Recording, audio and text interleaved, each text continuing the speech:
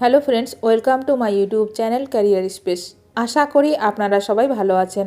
আজকে এই মুহূর্তে সুপ্রিম কোর্টে ওবিসি মামলা নিয়ে যে বড় খবর সামনে এলো, বিস্তারিত সেই সম্পর্কে আলোচনা করব। তাই ভিডিওটি অবশ্যই শেষ পর্যন্ত দেখবেন, নিয়োগ সংক্রান্ত সমস্ত রকমের আপডেট সবার প্রথমে পাওয়ার জন্য। যারা চ্যানেলে নতুন তারা চ্যানেলটিকে সাবস্ক্রাইব করে পাশে থাকা বেল বাটনে প্রেস করে অল নোটিফিকেশানটিকে অন করে রাখবেন, কারণ এমন ধরনের লেটেস্ট আপডেট নিয়ে এই চ্যানেলে সবসময় ভিডিও আপলোড করা হয়ে থাকে। চাকরির নিয়োগে বিরাট সমস্যা হচ্ছে। সুপ্রিম কোর্টে ওবিসি মামলা নিয়ে বড় খবর সামনে এলো। সুপ্রিম কোর্টে ওবিসি শংসাপত্র মামলার শুনানি হলো শুক্রবার। এই মামলার পরবর্তী শুনানি ডিসেম্বরে। বিচারপতি বি.আর. গাভাই ও বিচারপতি কে.ভি. বিশ্বনাথনের বেঞ্চ জানিয়েছে 9 ডিসেম্বর এই মামলার বিস্তারিত শুনানি হবে। শুক্রবার রাজ্য সরকারের আইনজীবী কপিল সিব্বল সুপ্রিম কোর্টে বলেন, 77টি অনগ্রসর শ্রেণীর শংসাপত্র খারিজ করে দেওয়া হয়েছে। এর ফলে নিয়োগ প্রক্রিয়ায় সমস্যা হচ্ছে।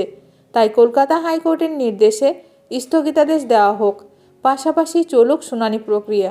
আইনজীবী কপিল সিব্বল সুপ্রিম কোর্টে বলেন, 77টি অনগ্রসর শ্রেণীর শংসাপত্র খারিজ করে দেওয়া হয়েছে, ফলে নিয়োগের ক্ষেত্রে সমস্যা হচ্ছে। প্রথমে সুপ্রিম কোর্ট শুধু সুরাহা দিতে স্থগিতাদেশ দেওয়ার বিষয়টি বিবেচনা করুক, তারপরে মামলার মূল বিষয়ে শুনানি হোক। 77টি অনগ্রসর শ্রেণীর মধ্যে কেন্দ্রীয় তালিকার ওবিসি রয়েছে। কেন্দ্রীয় তালিকা মণ্ডল কমিশনের সুপারিশ থেকে প্রতিবেশী রাজ্যের তালিকা থেকে ওবিসি শংসাপত্র দেওয়া হয়েছিল।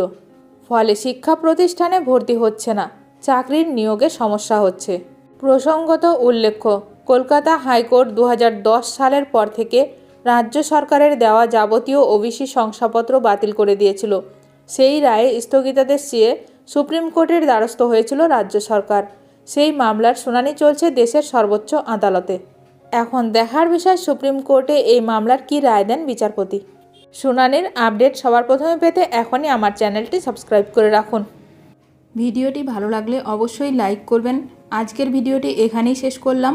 নতুন কোনো আপডেট নিয়ে দেখা হবে নেক্সট ভিডিওতে।